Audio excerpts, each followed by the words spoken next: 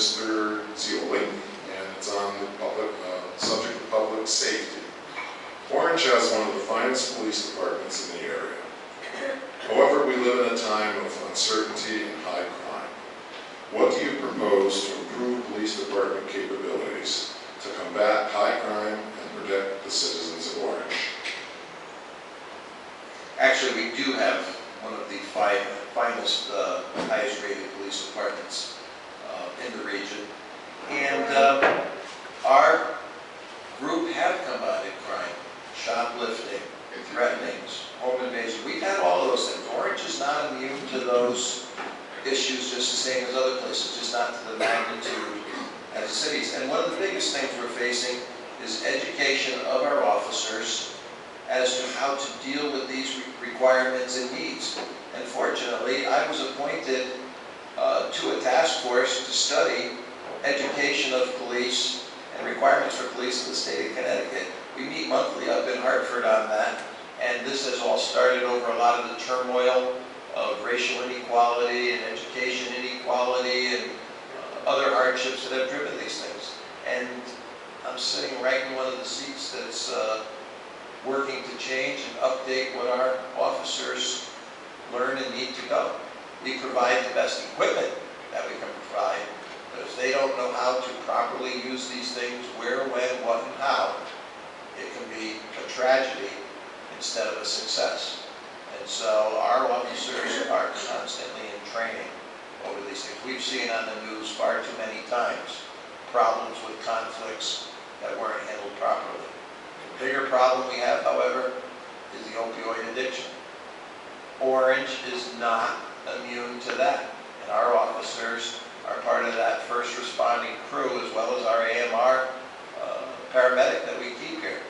I have friends who have lost children just in the last 6 months to a year from opioid addiction.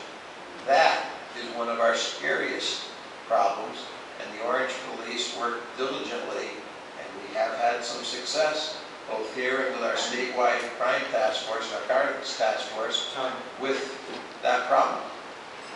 Thank you. Mr. DeAngelo, a minute to rebut. I think that's a great question. I definitely feel safe living in Orange, first and foremost. But I think that with the times are changing and with all the racial inequality and whatever the case may be, I think education of officers should be at a top priority.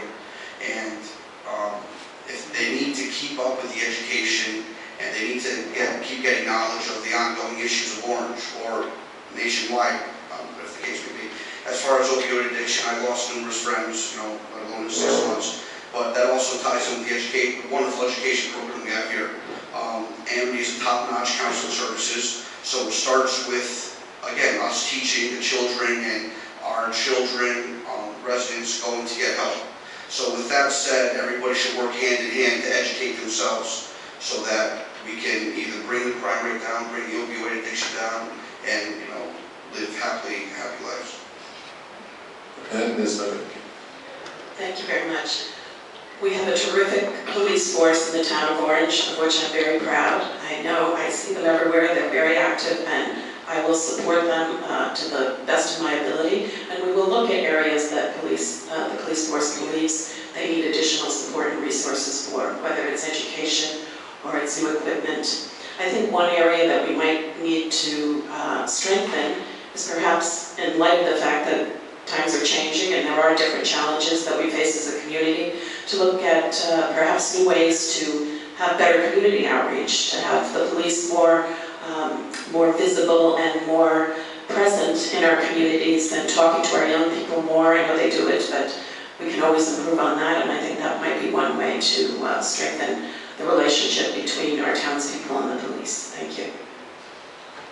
Okay, thank you. And before we move to the next question, I want to encourage anybody that may want to present